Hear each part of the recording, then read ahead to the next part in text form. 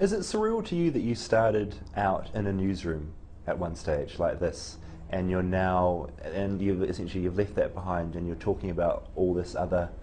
I mean, is it? Because I just picture myself. I'm in a newsroom. I'm probably going to be here for quite a while, being a journalist, and yet you abandoned all that overnight, really. Yes, I did. I was a news presenter and sport presenter with the BBC, but you know, in a way, very much in a way, I'm doing the same thing now. I'm a journalist, but I'm a journalist that doesn't have an editor. So, and I'm an editor that doesn't have a proprietor, and I don't have a board of governors. Thus, what I find, I communicate. And this other thing, too, that, and I know how it works because I did it for years. You come in to cover a story, or you come into work, and you're given a story to cover.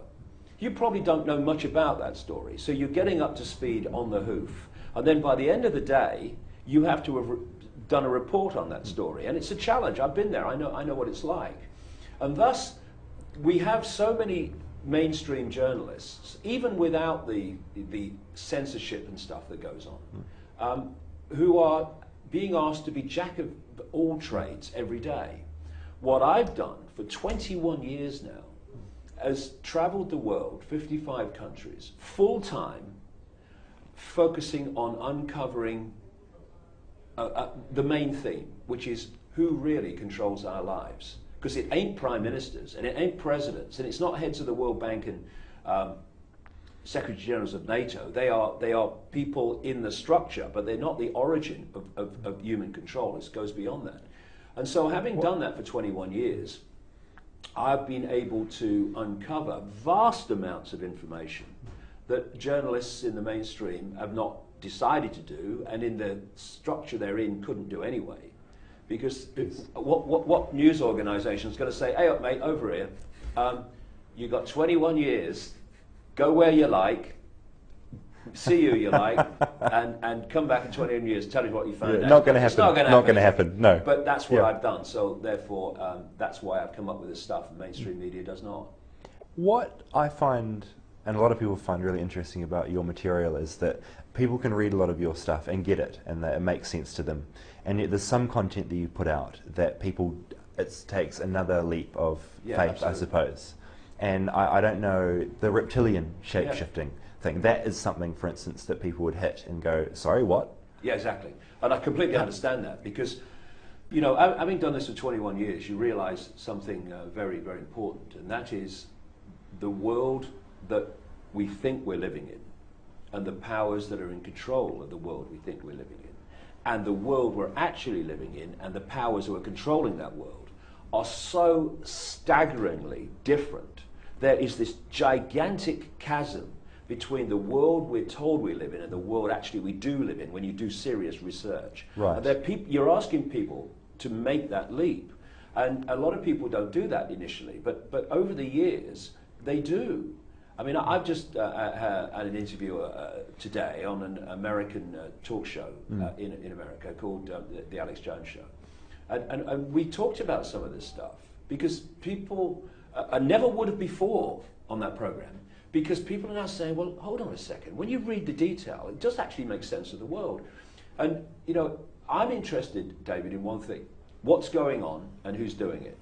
And I have no censor in here, no preconceived idea, no belief system, which is going to say, the information's pushing me there, but I ain't going. I'll go where the information takes me. And it's taken me into some bizarre areas, but areas which can be supported by detailed evidence and research, ancient and modern. I mean, here's the thing, you know, I do talk about reptilian entities behind this. Can you just explain that in the simplest way? The thing is, David, that this is mainstream anthropology and history. The oldest form of religious worship in this world, going back at least 70,000 years to Africa, where every modern man's supposed to have come out of course, out of Africa, is serpent worship. And why is that? Why do all the ancient cultures around the world, whether it's in Africa or Asia or North America or wherever, why do they have stories of serpent beings and reptilian beings? Why? I mean, did they have a discussion sometime and say, you know, let's have these? No. It's because it's come from something. And it's one of the most compelling things for me, David, is that the research on this subject that I picked up in the modern world through insiders and various other things is a mirror of what the ancients talked about in their own way. And there comes a point, when I get information about strange situations, I don't just go, here, this is what's happening. I put it on the back burner and I let it go. How much more is going to come? Is anything else going to come? But there comes a point where the body of information and the common themes from different people in different parts of the world, you cross a line where you think, no, there's enough evidence here. This is something to look at. And that's when you start communicating it. Right. Do you think people ever make that jump to believing in that stuff as well? Well, people are making so, that jump. I mean, it's kind of funny when I started coming across people around the world, in America, that were telling me about this reptilian aspect to world events in the shadows, in the background. Never see, although some people see. Can we just rewind for 2 seconds? So I just want to make sure I've got my head around this. Right. You are essentially saying that certain people in power, like I think the Queen that you've mentioned before, well, there is a lizard under the skin. Am I getting that right, or is that metaphorical? Let me put it this way, David. This is why in interviews this long, I don't talk about this stuff. For a simple reason. On Sunday in Auckland, I will talk for 9 hours.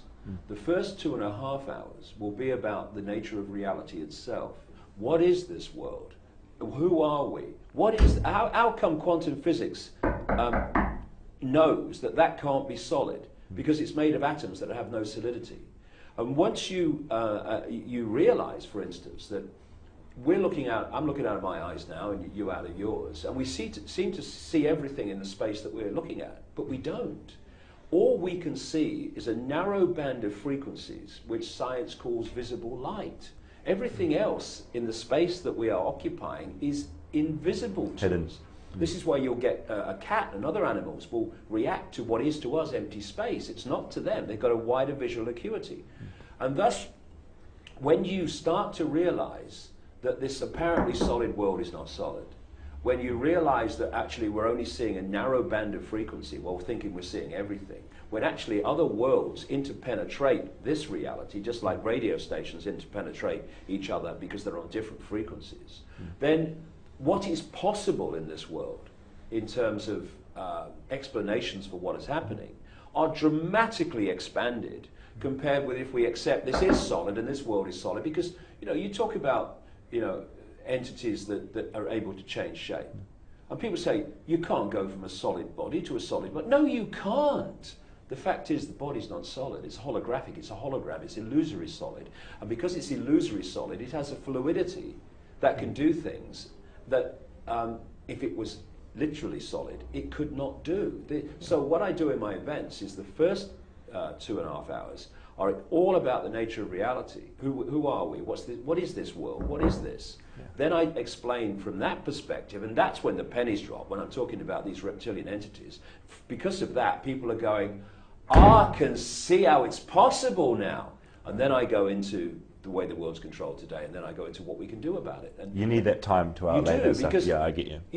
If I'm talking to you about from the perspective of the reality that everyone basically accepts, I can give you 10-second answers and 20-second answers and 30-second answers because I don't have to explain anything because everything's taken as read. But once I'm looking at a whole new explanation of the world, I can say things in 10 seconds, 20 seconds. People go, he's mad. But give me 2.5 hours and they'll go, that's amazing. That's the difference, you see. And this is why my talks are all day. Right, because that was going to be my other question. It's a long time to talk, and that's why you do talk for that long. Yes, I talk without a script. I don't stand there. I don't stand there at a podium. It's not all on auto cue. Page 685, Jason. I thought it was going to start. I thought it was just a book reading. No, I talk off the cuff because for me, I see politicians going to podiums and they're reading, like Obama, reading off his teleprompter, or they're reading a script. If they really knew the subject, if it was really coming from the heart, they would need a script. Just tell me what you think, Yeah. And therefore, I talk for 9 hours off the cuff, and there's a lot of humour in it. Because when you realise the world we live in as it is, illusory, physical, and how we think we're living in it, it is hilarious. It is hilarious when you think, you know, the level of the illusion we're living. You've got to have a sense of humour with it. Oh yeah. You've got to have a sense of humour. You know, I've got to have a sense of humour to be on planet Earth, haven't you? I mean, crikey. Don't take what's going on planet Earth seriously. That's the worst thing you can bloody do. Crikey. Amazing bit of advice. That's why. Yeah. That's why when people say, he's mad, I say, thank you so much.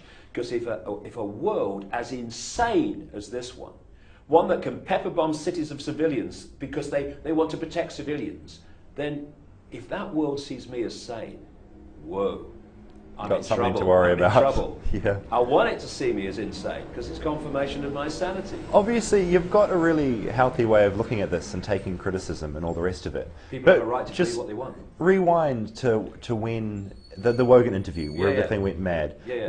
How awful was that at the time? Because you had, I mean, your family got harassed by people. You got harassed. Yes, the thing was that, David, that you know, one of the things I say in my talks, you know, life has this amazing ability to give you your greatest gifts, brilliantly disguised as your worst nightmares. And you know, for me to come out now and talk about the stuff that I do and write about the stuff that I do, one thing had to be deleted from my makeup, and that was the fear or concern with what other people thought of me. And because if you do that, you ain't going to go in the areas, some of the areas I go into, because you obviously know. You know, people have said to me, did you not know that they'd laugh? Do you know I did? But I did it anyway because I believe it to be right. And thus, that period of the Wogan show and the ridicule was extraordinary. I mean, going into a bar, forget it, uproar. Walking down the street, for about 2 or 3 years, I lived my life to the sound of distant and sometimes not so distant laughter. Comedian only had to say my name, no joke necessary, got a laugh. When you've been through that level of ridicule, one of two things happen. Either you disappear from society, or you go, I am me, I am free. And this is me, and if you don't like it, we'll do the other thing. And what it does is you walk out of this prison that most people live in, which is what the fear of what other people think. Because once you are in that prison, you are no longer living your life.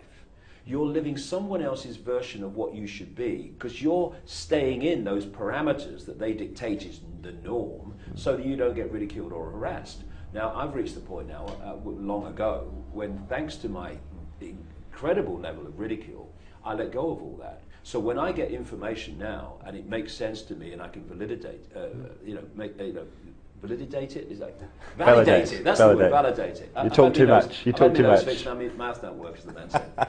But I put it out there without a single, what will people think? I don't care. You know why? They have a right to think whatever they choose. They have a right to accept it, accept bits of it, or reject all of it. Because the last thing that this world needs is someone else standing up on a stage and saying, I'm right, you're wrong, and if you think differently to me, then you must be wrong. I must persuade you to my point of view. I'm not interested in that. Here's some information, make of it what you will. I'm off somewhere else. See you later. Just finally, talking about power, we've got an election coming up. Is it worth voting, in your opinion? Well, I wouldn't come into New Zealand for a few days and start dictating to New Zealanders what they should do. But what I can do, David, I can talk in the greater picture. And that is that I have not voted for goodness how long, because what I found in country after country after country, in Australia, in Britain, in America, everywhere, is you have this structure. You have the two people being put forward to be the leader of a country, like Obama and McCain or whatever. In America, it could be the American example, but it's a blueprint for everywhere. Behind Boy George Bush, during his 8 years, where he came out very much in the mainstream media, were a group of people called the neoconservatives or neocons. Well, the Democratic Party has a group of people, which I call the democons, and they control the parties. This is the key. The democons and the neocons at the next level answer to the same master. And that's why if you come down, it doesn't matter if it's Bush or Obama, the same things happen. Now that is happening in every country. And of course, that which they answer to, that's what's in the shadows. That's what you never see. And that's what makes voting an irrelevance as it is now, largely, because you're voting for two masks on the same face. The face, however, keeps its head down. If you could have this life again, would you do anything differently? Nothing. Nothing. You know, we go through life and we think life is a series of random events, when what I've realized in my life is been a series of links in the same chain. And when I started on this journey 21 years ago, I had the experience of being in journalism for a long time, and in television and in radio, saw it from the inside. I had the experience of being a national spokesman for the Green Party and seeing the irrelevance of politics to changing the world for the better. And many other things that had happened to me up to that point, which were perfect experience for what I'm doing now. So no, you know, there's things we don't like and there's things we do like, but they have one thing in common. They're both experiences which we can gain from. And sometimes it's the ones we don't like that give us most. Hey, look, thanks so much. Pleasure, David. Nice talking to you. Thanks for your time. Thank you, mate. I appreciate Cheers. it. And it's nice to have you in the country.